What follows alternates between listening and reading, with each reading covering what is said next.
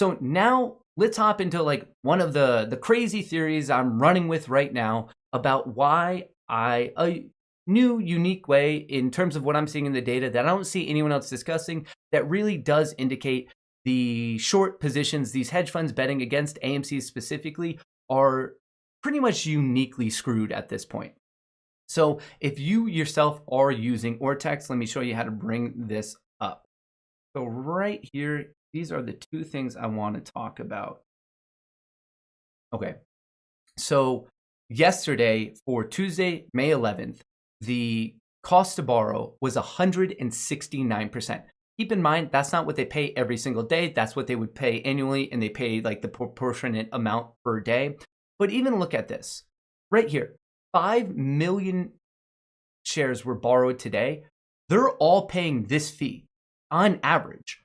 That's an incredibly high fee. As in every single day that this entire storyline continues, these hedge funds are legitimately hemorrhaging money, no less on today's days like today when AMC is actually green. So not only are they down on the position, but they're down even more because they're paying this borrow fee.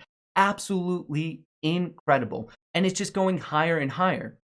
So the other thing I wanted to point out is right here. These two lines, I'm not seeing anyone talk about this. So what I just added in the green was on loan, which is really best defined as like the average share that's on loan. How long has it been on loan? Well, look at this incredible trend. I mean, really ever since this first push at the end of January, start of February, it's just been up, up and away. And right now it's reading 47 days, as in the average hedge fund who's loaning out shares of AMC, or actually is borrowing them from someone who's loaned, has been in the position for 47 days, as in they've been paying this rental fee for 47 days. And if anything, it's just getting more and more expensive for them, which we can just clearly see in this trend of the cost to borrow going absolutely sky high. So they're holding for longer and longer and paying a bigger and bigger fee. Now, let me just clear this up. Now, this top line, which I haven't talked about, this is the number of loans per day. So anyone telling you about the shorts are covering and this whole thing, it's done, it's a dead cat, like there's no chance of a squeeze, look at that. In fact, when this went to $20 back at the end of January, at that point, the number of new loans per day was 539 and the average hold was 17 days. Look at this trend now. It's accelerating. The amount of loans per day is going up, and so is the average duration of every hold. This is just crazy. Right now, 1,500 new loans per day, and they're continuing to hold for longer and longer, which means that they're paying the fee. There's more and more fees being paid, which means for this overall entire AMC short situation, the amount of money that's being paid just to hold this is increasing at a very noticeable rate. And then hang on, it actually gets even crazier. Let's take a look at the overall market.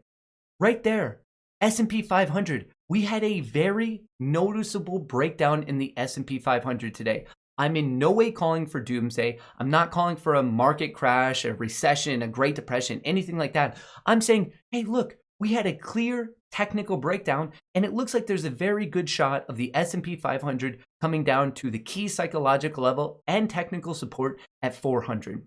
Why does this matter, especially in terms of AMC, GME?